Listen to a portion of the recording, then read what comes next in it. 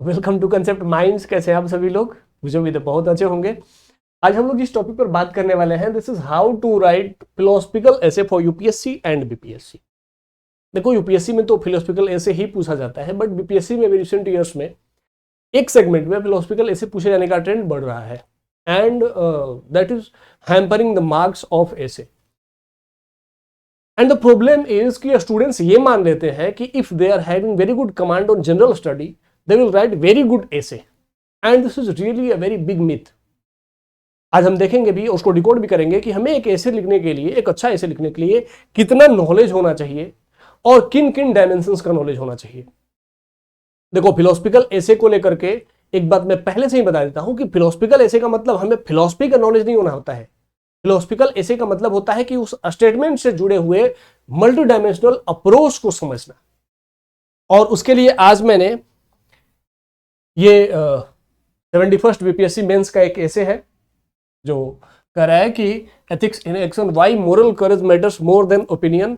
And ये UPSC 2025 का एक ऐसे है, contentment is natural wealth and luxury is artificial poverty. अब ये दो ऐसे हमारे सामने हैं, लेकिन फिलोसफिकल ऐसे एक क्लास में या इवन ऐसे राइटिंग ही एक क्लास में बहुत अच्छे तरीके से तैयार नहीं किया जा सकता है। मैं कोशिश करूंगा कि आप लोगों को सारे डायमेंशंस के साथ अपडेट करूं, लेकिन ये आपकी रिस्पॉन्सिबिलिटी होगी कि आप भी इस क्लास के बाद उसको अप्लाई करने की कोशिश जरूर करें। तो सबसे पहले जानते हैं कि ऐसे राइटिंग में सबसे पहला सेक्शन क्या होता है। तो सबसे पहला यही होता है कि डिकोड द एसे। अगर ट्रेडिशनल एसे है, सब्जेक्टिव एसे है, तो वहां पर हमें डिकोड बहुत ज्यादा करने की जरूरत नहीं होती, क्योंकि वो कह देता है कि इंपावरमेंट और पॉवर्टी, इन सब से जुड़े हुआ जो ऐसे होता है उसमें हमें सीधे सीधे समझ में आता है। लेकिन फिलोसफिकल ऐसे में सबसे बड़ा प्रॉब्लम यही होता है कि स्टूडेंट उसको बहुत अच्छे तरीके से, सही तरीके से डिकोड कर पा रहे हैं कि नहीं। अगर आपने उसके रियल सेंस को, रियल एसेंस को नहीं समझा, तो आप ऐसे लिख जाएंगे, रियल डिमांड कुछ और होगा या आप सप्लाई कुछ और करके आ जाएंगे। तो इसको समझने के लिए, डिकोड करने के लिए आपको जानना होता है कि उसमें जो कीवर्ड्स हैं और उसका हिडन मैसेज है वो क्या है। तो सबसे पहले देखते हैं कि कीवर्ड्स क्या होते हैं।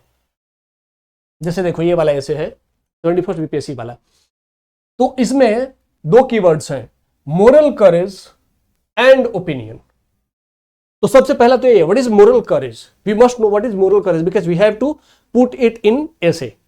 तो मोरल करेज क्या है? Moral courage is nothing but integrity, सत्यनिष्ठा, अर्थात किसी भी परिस्थिति में सत्य से समझौता नहीं करना, अपने आदर्शों से समझौता नहीं करना, यही मोरल करेज है।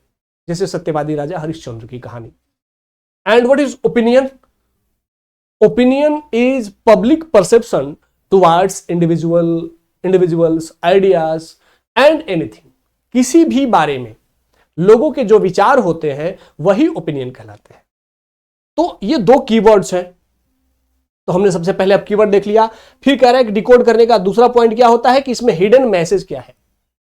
तो हिडन मैसेज क्या है कि why moral courage matters more than opinion. इसका मतलब ये ऐसे कहना चाह रहा है कि मोरल करेज ओपिनियन से ज्यादा मैटर करता है। मैसेज यही है। लेकिन मोरल करेज ओपिनियन से ज्यादा मैटर करता है, यह मैसेज समझना भी जरूरी, क्योंकि इसके आगे क्या लिखा है? वाई। वाई का मतलब क्या है कि prove it, why it matters more than opinion। तो हमने इसको समझा। जैसे दूसरा वाला ऐसे है यूपीएससी वाला, इसमें क्या है कि कंटेंटमेंट, संतोष। What is contentment? A state of being happy,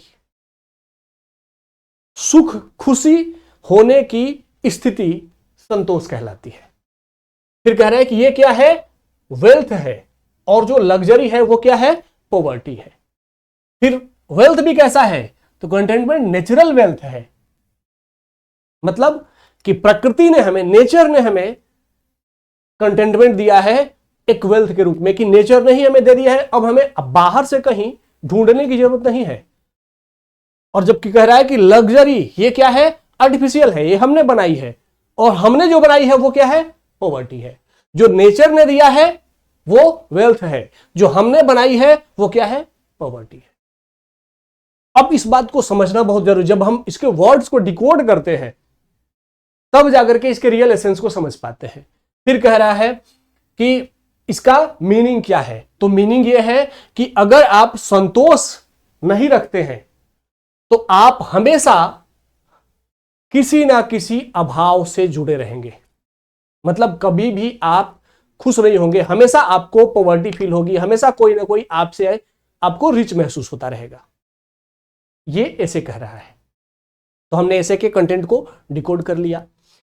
तो सबसे पहले किसी भी स्टूडेंट की रिस्पॉन्सिबिलिटी यही होती है कि वो कीवर्ड्स को एक तो पहले अपने दिमाग में उसको एक्सप्लेन कर ले कि कीवर्ड्स हैं क्या, और दूसरा कि उसमें हिडन मैसेज क्या है उसको भी डिकोड जरूर कर ले। अब जैसे ये वाला ऐसे था कि contentment is natural wealth, luxury is artificial poverty.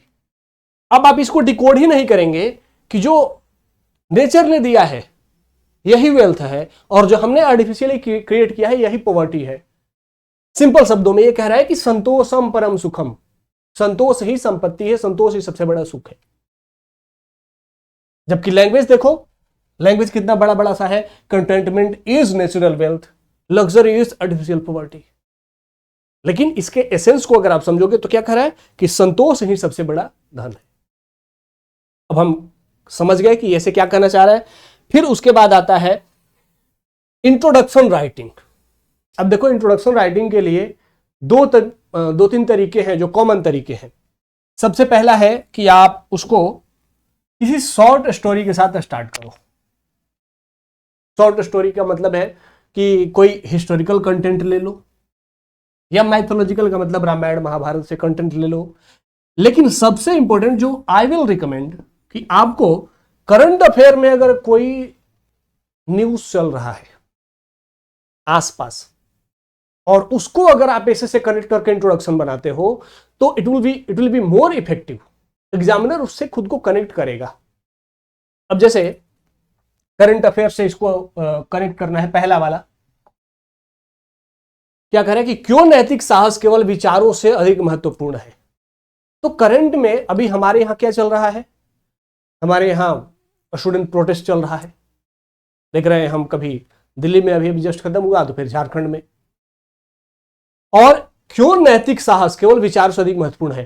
Traditional opinion क्या है कि गवर्नमेंट्स के अगेंस्ट स्टूडेंट, अगर थोड़े से स्टूडेंट्स मोबिलाइज होते हैं तो वो बहुत बड़ा इंपैक्ट नहीं डालते हैं, क्योंकि गवर्नमेंट के पास क्या है, गवर्नमेंट के पास पावर है, गवर्नमेंट के पास पुलिस है और उसको यूज करके गवर्नमेंट ऐसे छोटे मोटे प्रोटेस्ट को खत्म कर देती है। लेकिन ये क्या है, ओपिनियन है।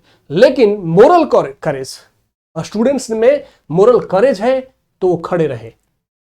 झारखंड में भी जो स्टूडेंट्स हैं मोरल करेज है, खड़े हुए हैं, पुलिस घेरे हुए हैं लेकिन उसके बाद भी खड़े हुए हैं। तो मोरल करेज है, खड़े हैं। दिल्ली में मोरल करेज था, खड़े रहे, पुलिस के लाठीचार्ज के बाद भी रिजल्ट उनके फेवर में आ गया। तो अगर इसी स्टोरी के साथ आप इसका इंट्रोडक्शन करेंगे तो it would be very good introduction. ठीक है, करंट अफेयर के साथ कनेक्ट करके। जैसे ये वाला है, contentment is natural wealth and luxury is artificial poverty. इसको लेकर के अगर आप इंट्रोडक्शन करना चाहते हैं तो जैसे अभी यूएस से ईरान वॉर हो रहा है और वो अभी ऑनगोइंग ही है, उसमें कोई फाइनल कंक्लूजन नहीं आया है।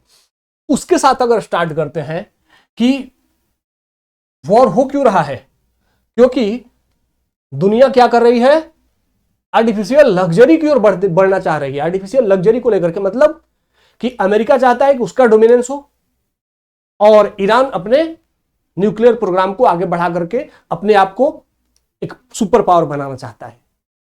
तो ये क्या है, ये आर्टिफिशियल लग्जरी है। दोनों आर्टिफिशियल लग्जरी चाहते हैं, दोनों चाहते हैं कि दोनों सुपर पावर बने रहे। और इसका इंपैक्ट क्या है कि दोनों में एक दूसरे के प्रति या फिर और कंट्री के प्रति भी क्या है, वो सेंस ऑफ इनसिक्योरिटी है। एंड उसका इंपैक्ट क्या हुआ कि दोनों आपस में लड़ रहे हैं। लेकिन वहीं पर contentment is natural wealth. India कभी भी किसी देश पर, किसी भी बाहरी कंट्री पर अटैक नहीं करता है और खुद के अंदर से संतोष की भावना रखता है। तो खुद के अंदर संतोष की भावना रखता है तो इंडिया की रिस्पेक्ट भी बढ़ती जाती है। तो इस स्टोरी के साथ इसको भी स्टार्ट कर सकते हैं। ठीक है, फिर उसके बाद आता है कि कोट बेस्ड इंट्रोडक्शन, ये भी काफी इफेक्टिव है, बहुत सारे स्टूडेंट्स इसको करते हैं, लेकिन कोट बेस्ड इंट्रोडक्शन के बाद आपको एक और काम करना होता है कि जो स्टेटमेंट्स हैं उसके जो कीवर्ड्स हैं उसको एक्सप्लेन करना बहुत जरूरी होता है, और ये आपको करना ही चाहिए। जैसे ही आपने इंट्रोडक्शन लिखना शुरू किया, कोई शॉर्ट स्टोरी के साथ स्टार्ट किया, उसके तुरंत बाद आप जो कीवर्ड्स दिए गए हैं, मोरल करेज एंड ओपिनियंस, इनको एक्सप्लेन करो। What is moral courage and what is opinion, तो दूसरा पहलू आता है कि इनको एक्सप्लेन कर दो। फिर उसके बाद आता है एक्सप्लेन द स्टेटमेंट, जिसमें कि what is the meaning and why it is important. तो दोनों जो कीवर्ड्स हैं उसको एक्सप्लेन किया और उसके बाद बताया कि यह क्यों जरूरी है। तो संतोष क्यों जरूरी है, कंटेंटमेंट क्यों जरूरी है, नहीं तो अगर संतोष नहीं है तो दुनिया में वॉर है, हर कोई एक दूसरे के लिए दुश्मन है। ठीक है, एक बेसिक सा इंट्रोडक्शन करके, और तब उसके बाद अगला जो पार्ट होता है फिलोसॉफिकल एसे का, वह होता है body part writing, and this is the part where most of the students lack the marks. यहीं पर सबसे ज्यादा स्टूडेंट अपने मार्क्स को लूज करते हैं, क्योंकि इंट्रोडक्शन बहुत अच्छा लिख लेते हैं। अब बॉडी पार्ट राइटिंग के लिए क्या क्या तरीके हैं आपके पास, तो इसमें दो तरीका होता है। एक होता है explore multiple dimensions, dimension based body part, और दूसरा होता है question format based body part. अब मल्टीपल डायमेंशन बेस्ड क्या होता है, मल्टीपल डायमेंशन का मतलब होता है, इसको भी हम दो तरीके से ओपन करते हैं। दूसरा पहला होता है सब्जेक्ट बेस्ड। सब्जेक्ट बेस्ड का मतलब है कि let's move towards the many dimension of life and discover the truth of this statement. कि चलो हम लिखिए, ऐसे ही लिखना होता है, चलिए जीवन के विविध आयामों से हम इस कथन के निहितार्थ को ढूंढने का प्रयास करते हैं। And then we will move towards, सबसे पहला कि चलिए ऐतिहासिक संदर्भों में देखते हैं, या फिर अगर हम ऐतिहासिक संदर्भों में देखें, if we will look towards historical perspectives. अब उसके बाद हिस्ट्री में कोई घटना अगर हुई है, ऐसी घटना, क्योंकि हिस्ट्री बहुत बड़ा है, हिस्ट्री में आप ढूंढ सकते हैं ancient, medieval, world, modern history, बहुत सारा डायमेंशन है उसमें, हिस्टोरिकल। फिर उसके बाद सोशल। अब इसको कहते हैं सब्जेक्ट बेस्ड। सब्जेक्ट बेस्ड का मतलब होता है कि जैसे अगर आपके पास यूपीएससी का जीएस का सिलेबस याद है, पूरा सिलेबस नहीं, सिर्फ सब्जेक्ट याद है, तो जीएस 1 में क्या होता है, जीएस 1 में सबसे पहले हिस्ट्री, आर्ट एंड कल्चर, उसके बाद इंडियन सोसाइटी, फिर उसके बाद ज्योग्राफी, उसके बाद इंडियन पेपर 2 में आते हैं तो इंडियन पॉलिटी, गवर्नेंस। गवर्नेंस का मतलब सिविल सर्वेंट से जुड़ा हुआ कोई, तो उनसे जुड़ा हुआ। फिर उसके बाद सोशल जस्टिस, सामाजिक न्याय, मतलब जो वीकर सेक्शन है सोसाइटी के लिए, महिलाएं, बच्चे, वृद्ध, ट्राइब्स, इनके बारे में। फिर उसके बाद होता है इंटरनेशनल रिलेशन, फिर उसके बाद Indian economy, agriculture, science and technology, disaster management, internal security, और उसके बाद एथिक्स। तो ये सारे डायमेंशन से जुड़ करके एक एक एग्जाम्पल आप अगर दे देंगे तो ये होता है subject based body part framing. सबसे पहले हिस्टोरिकल कंटेक्स्ट में देखा, फिर उसके बाद let's move towards social context. ठीक है, तो ऐसे ही सोशल, ज्योग्राफिकल, पॉलिटिकल कंटेक्स्ट में अलग अलग मूव करते जाएंगे, बॉडी पार्ट का कंटेंट बढ़ता जाएगा। दूसरा आता है ओरिएंटेशन बेस्ड। ओरिएंटेशन बेस्ड का मतलब होता है जैसे एक लाइफ का डेवलपमेंट होता है, एक इंडिविजुअल का डेवलपमेंट होता है, वैसे आप उसके कंटेंट डेवलप करते जाए, बॉडी पार्ट बनाते जाए। जैसे सबसे पहले कहेंगे कि लेट्स सी टुवर्ड्स द, अब एक इंडिविजुअल लेवल पर इसके निहितार्थ देखते हैं, what is the perspective eight individual level. इस कथन का व्यक्तिगत संदर्भ में क्या महत्व है, आइए देखते हैं। फिर उसके बाद एक इंडिविजुअल, उसके बाद क्या होती है फैमिली, फैमिली के स्तर पर देखेंगे। फिर उसके बाद सोसाइटी, सोसाइटी में भी मल्टी डायमेंशन है। अब सोसाइटी में भी क्या है, सोसाइटी में जेंडर है, कास्ट है, तो जेंडर है, कास्ट है, एजुकेशन है, एम्पावरमेंट है, इन सब अलग अलग पर्सपेक्टिव के साथ देखेंगे। फिर उसके बाद सोसाइटी के बाद क्या होता है स्टेट लेवल पर, स्टेट के बाद आता है सेंट्रल गवर्नमेंट के लेवल पर या सेंटर के लेवल पर। फिर उसके बाद इंटरनेशनल लेवल पर, इंटरनेशनल लेवल का मतलब है इंटरनेशनल ऑर्गेनाइजेशंस के लेवल पर। तो ये डायमेंशन होता है जो ओरिएंटेशन बेस्ड डायमेंशन कहलाता है।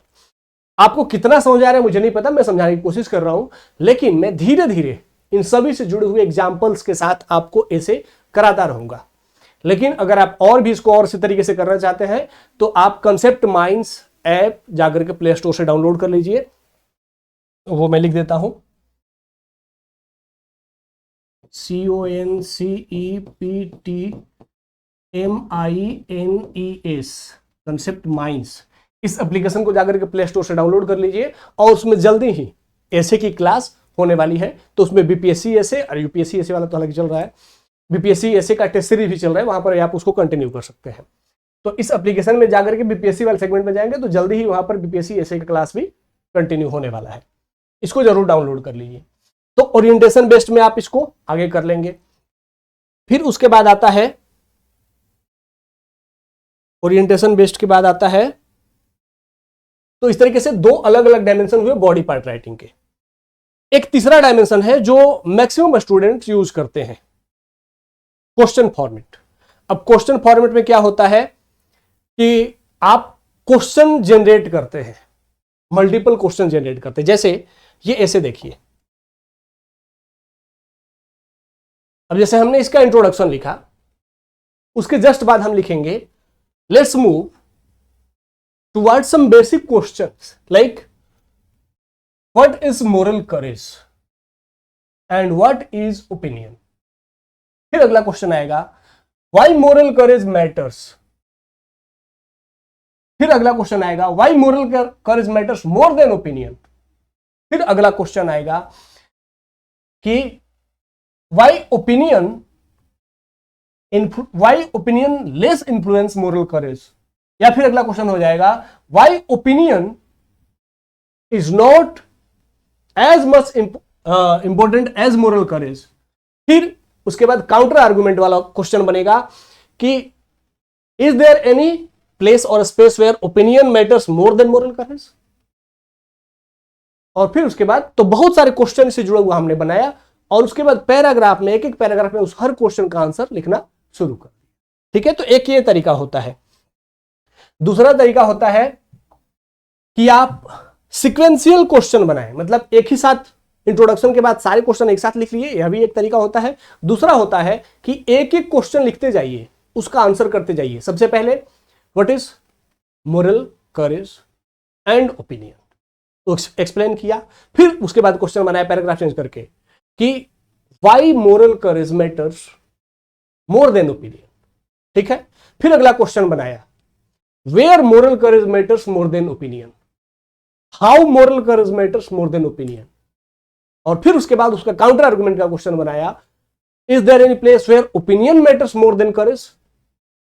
क्योंकि इंटरनेशनल लेवल पर जब आप देखेंगे तो जो इंटरनेशनल पॉलिटिक्स में हिटलर था, उसके दिमाग में यही सब रहता था कि कैसे ओपिनियन को, पब्लिक ओपिनियन को इन्फ्लुएंस किया जाए।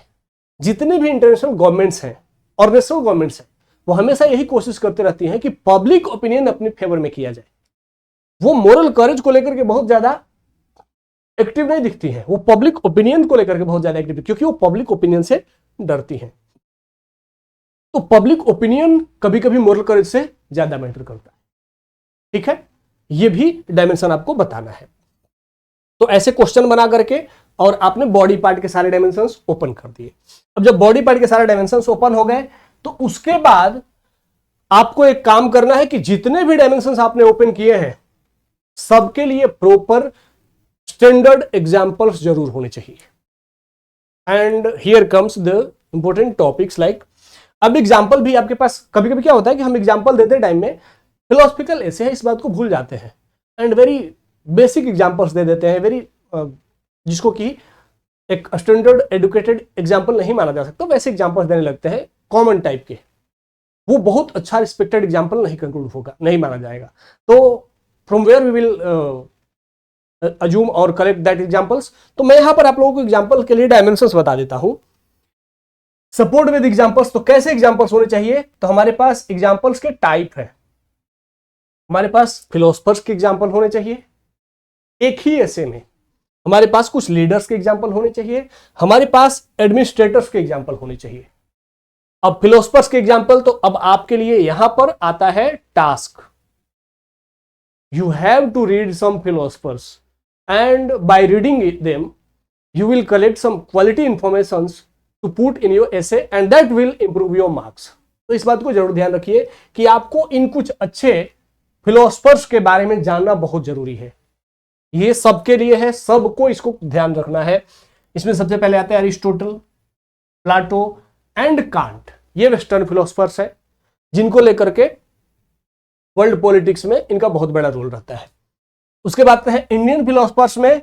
तो इंडियन फिलोसफर में हमारे पास कुछ स्कूल्स हैं जिसमें कि सबसे पहला है वैदिक स्कूल। इसमें वैदिक स्कूल में सबसे पहले आपको चाणक्य को देख लेना है, शंकराचार्य आदि गुरु शंकराचार्य को देख लेना है, विवेकानंदा को देख लेना है, दयानंद सरस्वती को देख लेना है एंड महात्मा गांधी को देख लेना है। ये कुछ ऐसे वैदिक फिलोसफर्स हैं जिनकी फिलोसफी को आप अपने ऐसे में कोट करेंगे ही करेंगे। उनसे जुड़े हुए उनके रियल लाइफ के एग्जांपल्स, उनके स्टेटमेंट्स जो भी आपको याद आता है वो आपको कोट करना चाहिए। उसके बाद आते हैं बुद्धा, भगवान बुद्धा एंड नागार्जुन। नागार्जुन इसलिए क्योंकि उन्होंने शून्यवाद की फिलोसफी दी थी। तो लाइफ बिगिंस विद जीरो। तो कैसे ये जीरो से हीरो बनने की कहानी है, उसके लिए एक सोर्स के रूप में नागार्जुन भी आते हैं। फिर उसके बाद भगवान Mahavira and here comes the Charvaka philosophy. Charvaka philosophy जो कि यह कहती है कि यावत जीवेत सुखम जीवेत ऋणम कृत्वा घृतम पीवेत। जब तक जियो सुख से जियो, ऋण करके घी पियो। हालांकि ये थोड़ा डिस्टोर्टेड है, लेकिन ये मटेरियलिस्टिक फिलोसफी है जो कि मटेरियल डेवलपमेंट के लिए एक बहुत बड़ा एग्जाम्पल के सोर्स के रूप में यूज किया जाता है। तो ऐसे कुछ इन फिलोसफर्स के बारे में, इनके लाइफ के बारे में, इनकी स्टोरी को आपको जानना चाहिए। उसके बाद आते हैं लीडर्स। कुछ लीडर्स आपको जानने ही चाहिए। अब हमारे पास लीडर्स दो टाइप के होते हैं, एक फाउंडर्स होते हैं और दूसरे इंटेलेक्चुअल्स होते हैं। फाउंडर्स में आपको चंद्रगुप्त मौर्य एंड ई श्रीधरन, जिन्होंने दिल्ली मेट्रो को कंस्ट्रक्ट किया, इनकी कहानी आपको जरूर पता होनी चाहिए। उसी के साथ साथ इंटेलेक्चुअल्स में अगर आते हैं तो इंटेलेक्चुअल्स में आपको the great Ashoka, Nelson Mandela, Abraham Lincoln, क्योंकि जो स्लेवरी सिस्टम को पूरी दुनिया से स्पेशली करके वेस्टर्न वर्ल्ड से एंड करने में बहुत बड़ा रोल रहा है वो अब्राहम लिंकन का रहा है। एंड साउथ अमेरिका से नेल्सन मंडेला ने जो गांधीयन फिलोसफी रही है उसको लेकर के जो रेशियल डिस्क्रिमिनेशन था उसके अगेंस्ट एक बहुत बड़ा मूवमेंट स्टार्ट किया। तो नेल्सन मंडेला, अब्राहम लिंकन, उसी तरीके से APJ Abdul Kalam sir and doctor Ambedkar, इन सब के बारे में, क्योंकि ये इंटेलेक्चुअल लीडर्स हैं तो इनके बारे में आपको जरूर जानना चाहिए। ठीक है। उसके बाद आते हैं एडमिनिस्ट्रेटर्स। कुछ एडमिनिस्ट्रेटर्स आपके पास, उनके बारे में अच्छा नॉलेज होना ही चाहिए। अब एडमिनिस्ट्रेटर दो टाइप के होते हैं, एक पॉलिटिशियंस होते हैं और दूसरे सिविल सर्वेंट्स होते हैं। पॉलिटिशियंस में भी आपको कुछ ऐसे पॉलिटिशियंस हैं जिनके बारे में बहुत अच्छे तरीके से कोट करना चाहिए। उसमें सबसे पहले आते हैं सरदार पटेल, शास्त्री जी, इंदिरा गांधी, वाजपेयी जी एंड मनमोहन सिंह जो इकोनॉमिक रिफॉर्म था, and Nitish Kumar as a railway minister. इन्होंने रिजाइनेशन दे दिया था 2002-03 में। उसी तरीके से कुछ सिविल सर्वेंट्स हैं जिनके बारे में आपके पास इंफॉर्मेशन होना चाहिए, उनके बारे में जानना चाहिए आपको, तभी आप इनके बारे में इनकी स्टोरी ऐसे में कोट करेंगे और तभी मार्क्स मिलेंगे। अब वो सिविल सर्वेंट्स कौन कौन से हैं? सिविल सर्वेंट्स भी दो टाइप के हैं, कुछ ओल्ड वाले जो रिटायर्ड हैं और कुछ न्यू वाले। तो हर समय सिर्फ हम ओल्ड वाले सिविल सर्वेंट्स को कोट करेंगे तो बहुत ज्यादा इफेक्टिव नहीं लगेगा।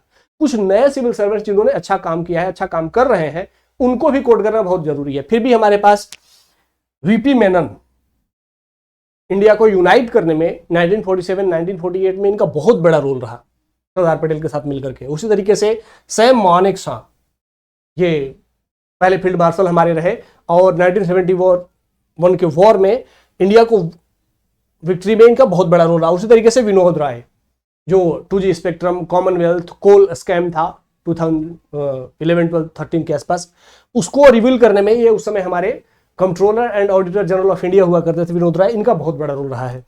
उसी तरीके से Kiran Bedi ma'am and TN Seshan sir, election reform में इलेक्शन कमीशन को पावरफुल बनाने में इनका बहुत बड़ा रोल रहा है। And finally Ashok Khemka sir, ये अभी रिसेंटली रिटायर्ड हुए हैं। लाइफ में जितने साल नौकरी नहीं की उससे ज्यादा ट्रांसफर हुआ, फिर भी पॉलिटिशियंस के अगेंस्ट खड़े होकर के भी अपने ड्यूटी को कंटिन्यू करते रहे, कंप्रोमाइज नहीं होने दिया अपने नेचर को। अब ये तो ओल्ड है जिनके बारे में हमें जानना चाहिए, लेकिन कुछ न्यू भी है जिन्होंने बहुत अच्छा काम किया है। अभी अभी काफी चर्चा में है तुकाराम मुंडे सर, महाराष्ट्र के हैं। महाराष्ट्र कैडर के हैं, और ये जो फूड कॉर्पोरेशन ऑफ इंडिया है उससे जुड़े हुए ऑफिसर हैं।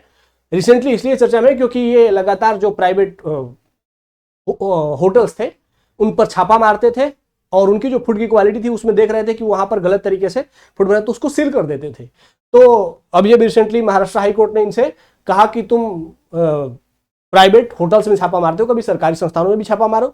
तो इन्होंने उसी हाई कोर्ट के ही परिसर में छापा मार दिया और हाई कोर्ट के परिसर में जो कैंटीन था उसका छापा मार करके और देखा कि वहां पर गड़बड़ी, उसी को सील कर दिया।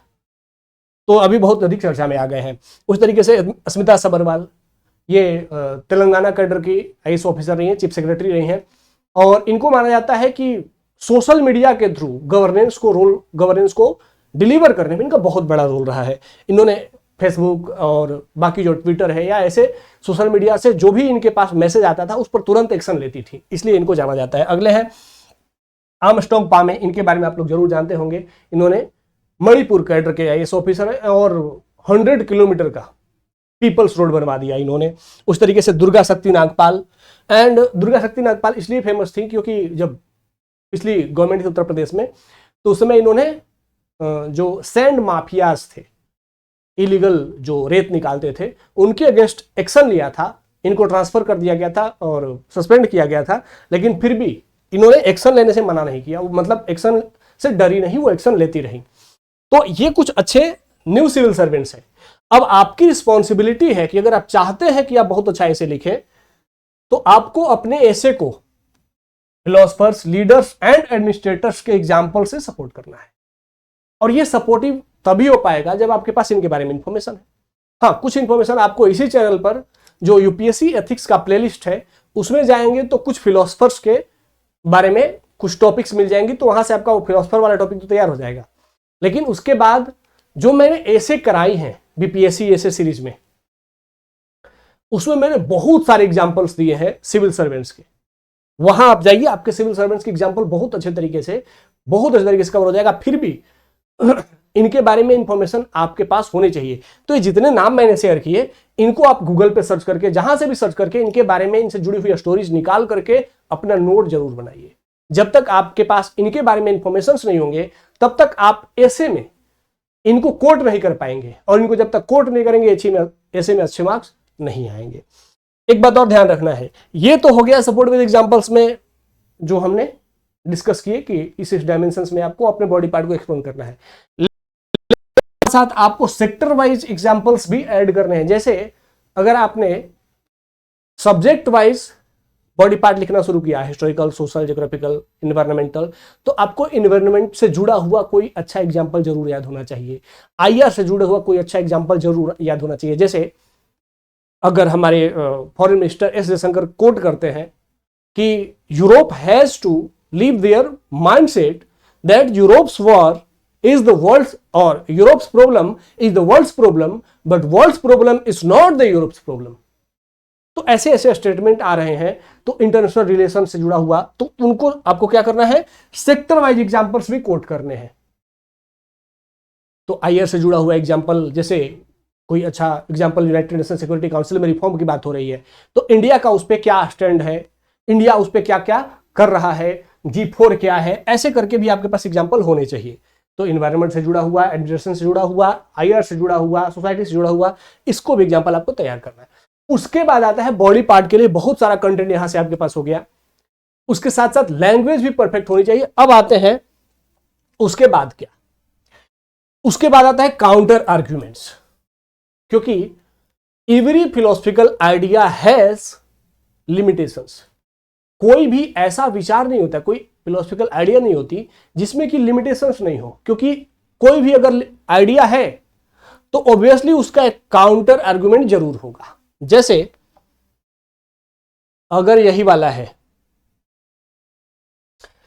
कि Y moral courage matters more than opinion, तो क्या ओपिनियन कभी कभी मोरल करेज पर भारी नहीं पड़ता क्या?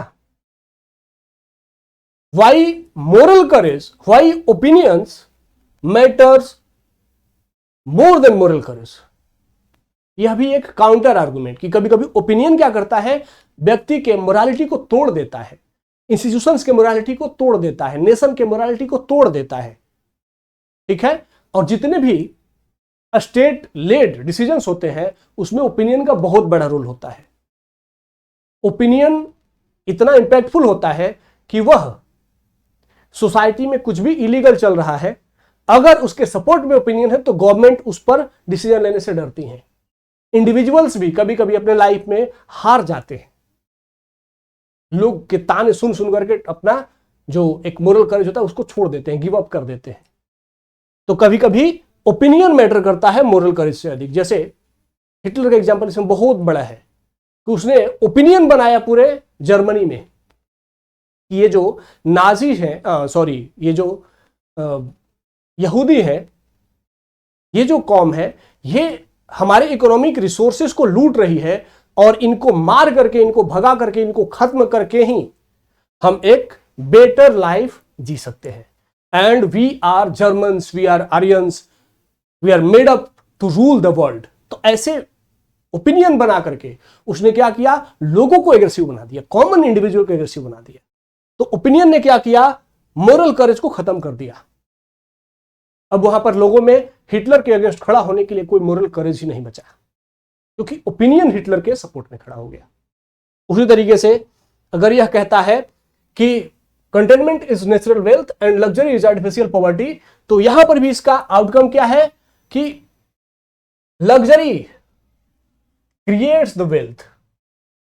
सिर्फ संतोषम परम सुखम से जीवन नहीं चलता। संतोष अगर होगा तो कार्य को बढ़ाने के लिए प्रोत्साहन नहीं मिलेगा।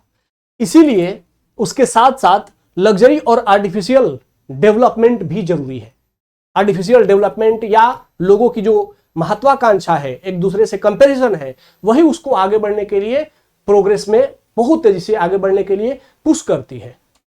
अगर कंपनीज में ऐसा पुश नहीं हो कि मुझे और बेटरमेंट करना है, तो आज हम आर्टिफिशियल इंटेलिजेंस के एज में नहीं आए होते, क्योंकि कंपनियों में होड़ है, तो हमने डेवलपमेंट की जर्नी देखी है। इसीलिए सिर्फ कंटेनमेंट ही सबसे बड़ी संपत्ति नहीं है, बल्कि कंटेनमेंट के साथ साथ आर्टिफिशियल लग्जरी और आर्टिफिशियल डेवलपमेंट भी जरूरी है। तो ये हो गया काउंटर आर्गुमेंट। अब काउंटर आर्गुमेंट देने के बाद क्या करना होगा, काउंटर आर्गुमेंट देने के बाद हमेशा क्या करना होता है कि बैलेंसिंग आर्गुमेंट देना होता है। What we have seen, we saw कि कैसे एक आर्टिफिशियल डेवलपमेंट एंड जो कंटेंटमेंट है, जो संतोष है, दोनों जरूरी है।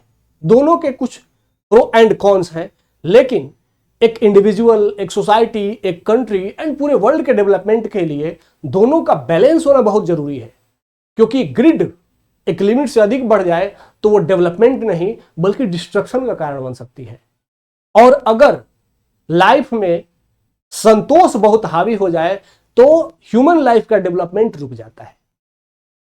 ठीक है, तो इस तरीके से एक बैलेंसिंग आर्गुमेंट देना होगा। और फिर उसके बाद आता है कंक्लूजन। कंक्लूजन देते समय हमें क्या ध्यान रखना चाहिए, सबसे पहला कि स्टार्ट विथ इंट्रोडक्टरी स्टोरी। जिस स्टोरी के साथ आपने ऐसे को स्टार्ट किया था, उसी स्टोरी के साथ कंक्लूसिव स्टेटमेंट स्टार्ट करना चाहिए, क्योंकि इससे एग्जामिनर को फील हो जाता है, महसूस हो जाती है कि अब स्टूडेंट कंक्लूजन लिख रहा है।